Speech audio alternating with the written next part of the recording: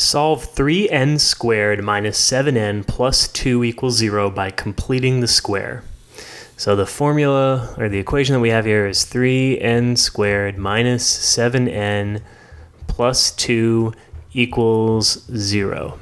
And I want to make sure that I have a 1 in front of the squared term, so I'm going to divide everything by 3, so that'll give me n squared minus 7/3 n plus 2/3 equals 0. And then I want to move the constant term over to the other side. So that's going to be n squared minus 7/3 n, and I'm going to leave a space here, equals negative 2/3. So now the question is, what goes in the space that's going to make this a perfect square? And the rule is, you take whatever's in front of the n here, or the x or the y, or whatever the variable is you're using. In this case, the negative 7/3. So negative 7/3.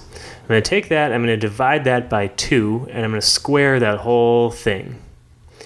So, okay, so we got kind of a messy looking fraction here, but that's all right, don't be scared, we can figure it out.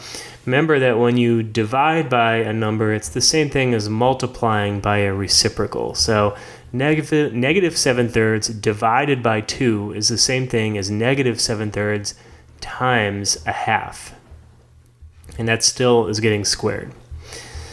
And then negative 7/3 times a half, I just multiply across. So 7 times 1 is 7, 3 times 2 is 6, and this is negative. And then it's getting squared, and so this ends up being 49 over 36.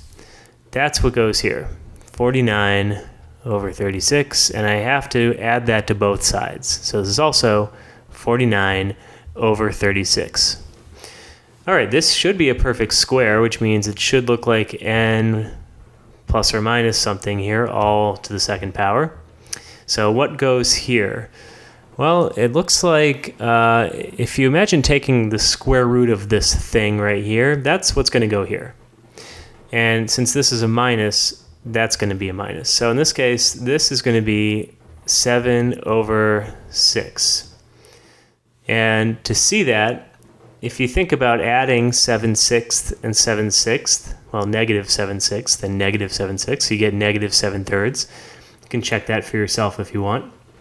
And if you multiply negative 7/6 times negative 7/6, you get positive 49 over 36.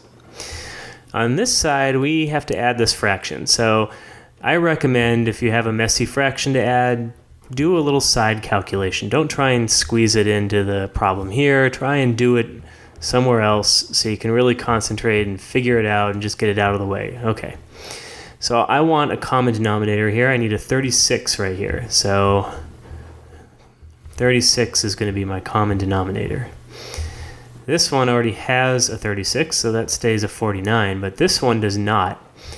3 times what is going to give me 36? I think it's going to be 3 times 12. And so I have to do that up top, which means that's going to be a 24. And now we can go ahead and add. I'm actually subtracting. I have a negative here, so it's 49 minus 24, and that ends up being 25. So you get 25 over 36. So this is going to be 25 divided by 36. All right, now we can take the square root of both sides. So I'm going to get n minus 7/6 equals the square root of 25 over 36. And whenever you take the square root of, a square, when you have a variable here, you have to tack on a plus or a minus. And 25 over 36, when I square root that, that turns into something nice. This is going to end up being just 5 over 6. Square root of 25 is 5. Square root of 36 is 6. That's 5/6. And to finish, I can add 7/6 to both sides. So I get 7/6 plus or minus 5/6.